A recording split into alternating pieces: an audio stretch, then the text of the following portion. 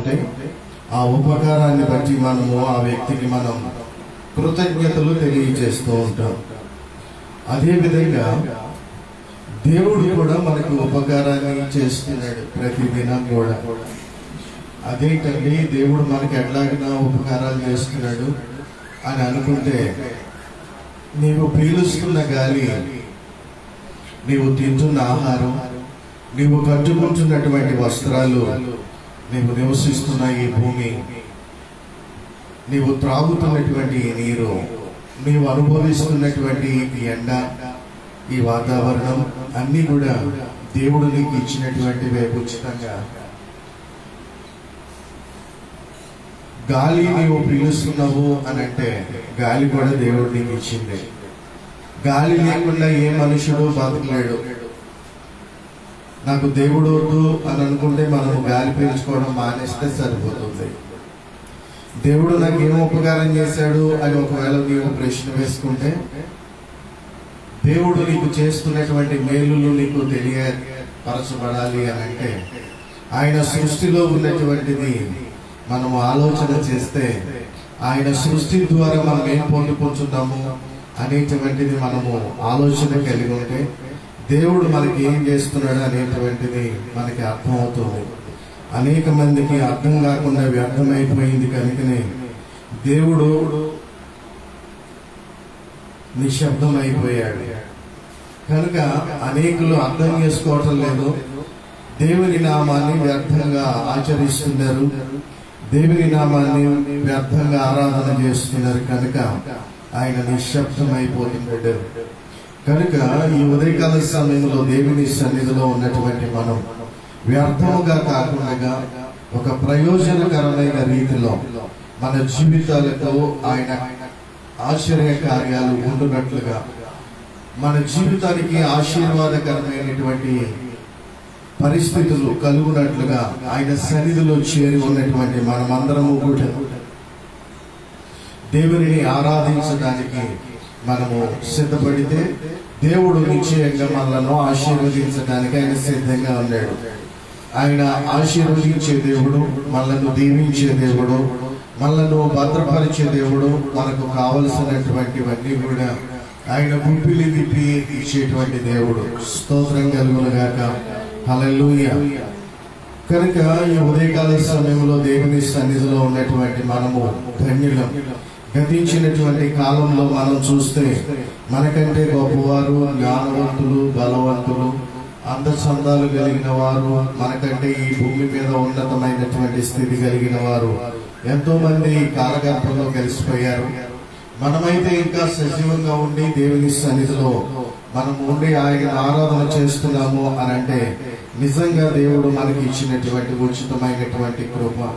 నిజంగా మనము జీవము కలిగి ఉన్నాము అని అంటే ఆయన సన్నిధిలో కనబడాలి. ఆయన సన్నిధిలో కనబడటం లేదు అని అంటే ఒకవేళ నీవు ఎలా ఉన్నావో తెలుసా? దేవుని యొక్క వాక్యం తెలియజేస్తుంది, జీవించుస్తున్నావు అన్న పేరు మాత్రం నీకుంది, కానీ నీవు చనిపోయిన వాడివే అని ప్రకటన గ్రంథంలో రాయబడింది. ఒకవేళ నీవు జీవిస్తున్నావు లోకానుసారం, కానీ దేవుని దృష్టిలో నీవు బ్రతుకున్నట్టు కాదు, నీవు మరణపాత్రుడవే. కనుక దేవుని యొక్క వాక్యము సత్యం. కారణం ఏంటంటే దేవుని సన్నిధిని అనుభవించలేని వారు, దేవుని సన్నిధికి రాలేనటువంటి వారు, దేవుడు చేసినటువంటి ఉపకారములను జ్ఞాపకం చేసుకుని ఆయనకు కృతజ్ఞతలు చెల్లించలేనటువంటి వారు ఏ స్థితిలో ఉన్నారు అని దేవుని యొక్క వాక్యం తెలియజేస్తుంది. అని అంటే వారందరూ మృతులను మౌన స్థితిలోనికి దిగిపోవు వారును అని వ్రాయబడి ఉంది. మృతులు మౌన స్థితిలోనికి దిగిపోవు వారు దేవునిని స్తుతించలేరు అని దేవుని యొక్క వాక్యం తెలియజేస్తుంది.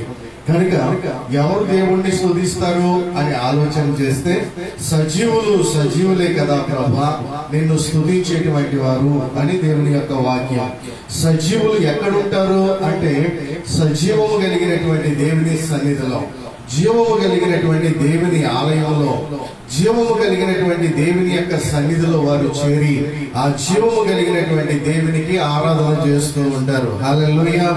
కనుక మనము నిర్జీవమైనటువంటి క్రియలను విడిచిపెట్టి జీవము ప్రదాత అయినటువంటి దేవాది దేవునికి మనము కృతజ్ఞతలు చెల్లించు రీతిగా దేవుని సన్నిధిలో మనము చేరి ఆయనను స్తుతిస్తూ ఆరాధన చేస్తూ మనము ఉంటే దేవుడు మనల్ని ఆశీర్వదించేటువంటి దేవుడిగా ఉన్నాడు. హల్లెలూయా.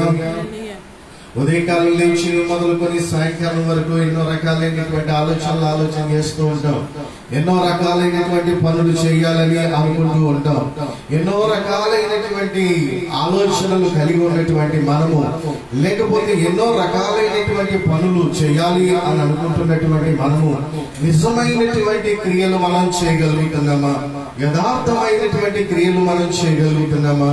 దేవునికి ఇష్టమైనటువంటి పనులు మనం చేయగలుగుతున్నామా ఉదయం నుంచి సాయంకాలం వరకు అని ఆలోచన చేస్తే నిజంగా ఏ ఒక్క పని కూడా దేవునికి అనుకూలంగా మనం చేస్తున్నాం అనేటువంటిది మన మనస్సాక్షి మనకి తెలియజేస్తుంది. స్తోత్రం కలుగును గాక. కనుక దేవుని యొక్క వాక్యానికి మనము లోబడి దేవుని యొక్క చిత్త ప్రకారము మనము దేవుని సన్నిధిలో ఆరాధన చేస్తే దేవుడు నిశ్చయంగా మన యొక్క క్రియలను కూడా పరిశుద్ధపరిచి, మనలను పరిశుద్ధపరిచి, మన ప్రవర్తనను పరిశుద్ధపరిచి ఆయన చిత్తములో మనలను నడిపించడానికి ఆయన ఎల్లప్పుడూ కూడా సిద్ధంగా ఉన్నాడు. హల్లెలూయా. చూడండి 24వ కీర్తన, ఇందాక మనం చదువుకున్నటువంటి కీర్తనలో 1-2 మాటలు నేను మీకు తెలియచేసి ముందుకు వెళ్తాను. 3వ వచనంలో అంటున్నాడు, యెహోవా పర్వతమునకు ఎక్కదగిన వాడెవడు? 24వ అధ్యాయము కీర్తనల గ్రంథం 3వ వచనం చదువుతున్నాను. యెహోవా పర్వతమునకు ఎక్కదగిన వాడెవడు? ఆయన పరిశుద్ధ స్థలములో నిలవదగిన వాడు ఎవడు అంటున్నాడు. అంటే 3వ చరణంలో ఒక ప్రశ్న వేసుకున్నాడు దావీదు భక్తుడు. ఏమని అంటే, యెహోవా పర్వతమునకు ఎక్కదగిన వాడు ఎవడు? ఆయన పరిశుద్ధ స్థలములో నిలువదగిన వాడు ఎవడు అని మాట్లాడుతూ, అంటే ఆయన పర్వతము ఎక్కడుంది అంటే, పర్వతము అనగా ఎత్తైనటువంటి ప్రదేశము. హల్లెలూయా. ఎత్తైనటువంటి ప్రదేశము మనకి ఎక్కడ కనబడుతుంది?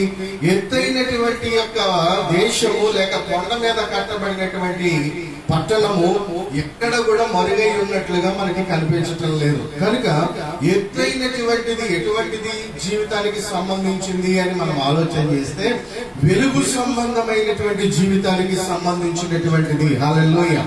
ఎత్తుగా ఉన్నటువంటి ఏది కూడా ఎవరికి మరుగై ఉండదు అని దేవుని యొక్క వాక్యం తెలియజేస్తుంది. అంటే పర్వతము అనేటువంటిది ఏమిటి అంటే ఎత్తుగా ఉన్నటువంటి స్థలం. ఈ ఎత్తుగా ఉన్నటువంటి స్థలము ఎక్కదగిన వాడెవడు? ఈ ఎత్తైన స్థలం మనం ఎక్కాలి అని అంటే, చూడండి, ఒక కొండ ఎక్కాలి అంటే చాలా ప్రయాసపడాలి. ఒక ఎత్తైన ప్రదేశం మనము మామూలు యొక్క నేల మీద నుంచి, మామూలుగా బల్లపరుపుగా ఉన్నటువంటి నేల మీద నుంచి మనము పైకి ఎక్కాలంటే చాలా ప్రయాసపడాలి, చాలా ఎనర్జీ ఉపయోగించాలి. అదే విధంగా ఎంత అక్కర్లేదు కానీ మనకి ఒక 4 స్టైర్లు బిల్డింగ్ ఉందని అనుకోండి, కింద గ్రౌండ్ ఫ్లోర్ నుంచి 4 స్టైర్లు బిల్డింగ్ ఎక్కాలి అని అంటే మనం ఎంత ఎనర్జీ ఉపయోగించాలి? నాలంటోడైతే ఒక ఫ్లోర్ ఎక్కగానే సర్కిల్ పడిపోతాం.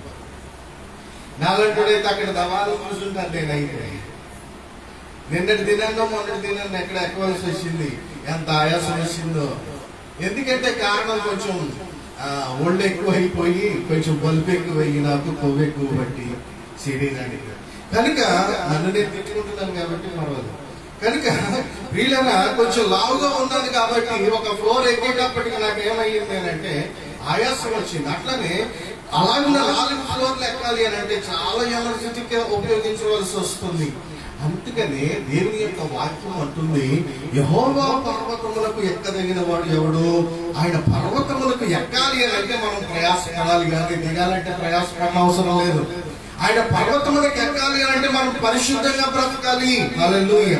అదే 4వ చరణంలో అంటాడు, ఏమన్నానంటే, వ్యర్థమైన దాని యందు మనసు పెట్టకయు, కపటముగా ప్రమాణము చేయకయు, నిర్దోషమైన చేతులను శుద్ధమైన హృదయమును కలిగి వాడే. ఎవరెక్కుతారట?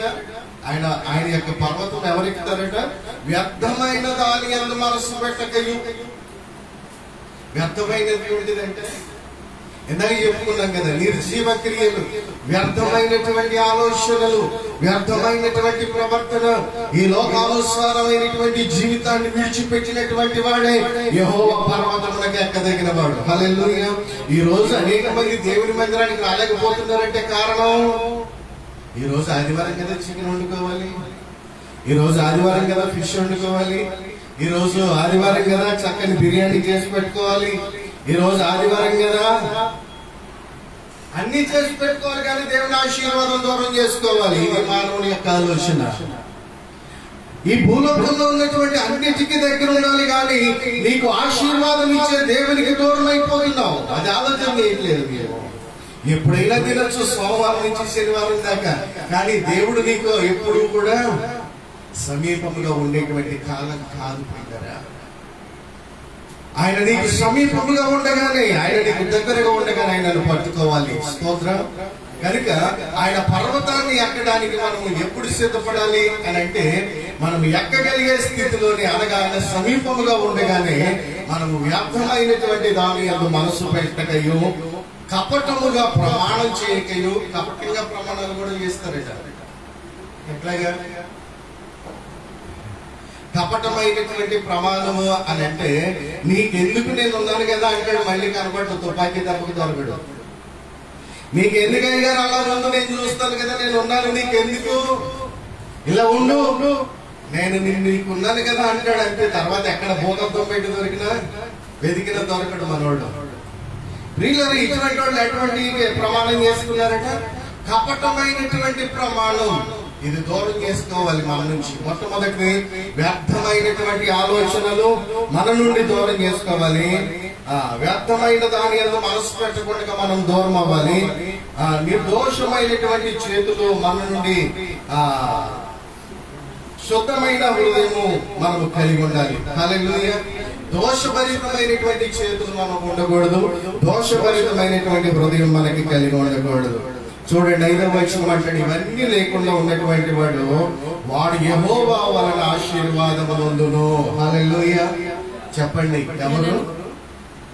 ఎవరు ఆయన పర్వతము మీద ఎవరు నిలువదంటారు అంటే, వ్యర్థమైన దాని యందు మనసు పెట్టకయు, కపటముగా ప్రమాణము చేయకయు, నిర్దోషమైన చేతులు, వ్యర్థమైనటువంటి శుద్ధమైనటువంటి హృదయము కలిగి ఉండేవాడే వాడు యెహోవా వలన ఆశీర్వాదం పొందుతాడు. హల్లెలూయా.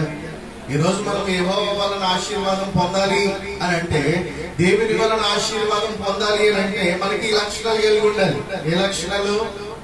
కపటంగా ప్రమాణం చేయకూడదు, వ్యర్థమైన దాని మీద మనం మనసు పెట్టకూడదు, నిర్దోషమైన చేతులు కలిగి ఉండాలి. మనం ఏం చేస్తాం చేతులతో? దరిద్ర పనులన్నీ చేస్తూ ఉంటామా? ఒకవేళ చేసినాం అనుకోండి, చేతులు ఎన్నిసార్లు కడుగుతాం? చేతులు కడుక్కుంటాం, బాగానే ఉంటుంది. కానీ దరిద్రమైనటువంటి ఆలోచనలు చేసినటువంటి మనసులు దేనితో కడుగుతున్నావు నీవు? శుద్ధమైన హృదయం నీకు ఏమొస్తుంది?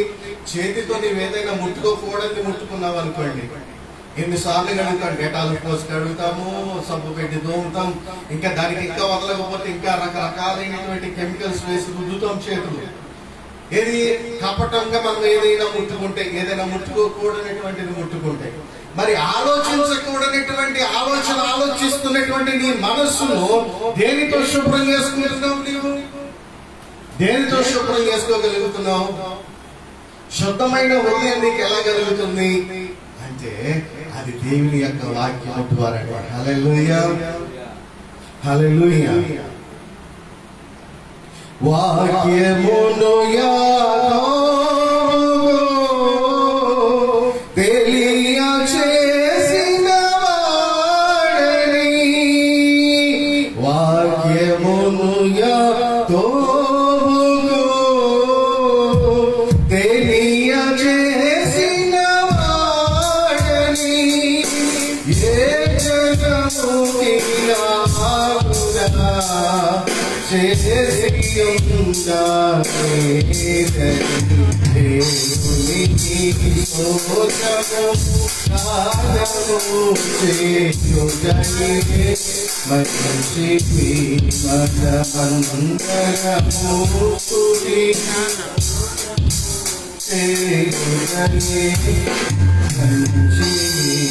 హల్లెలూయా.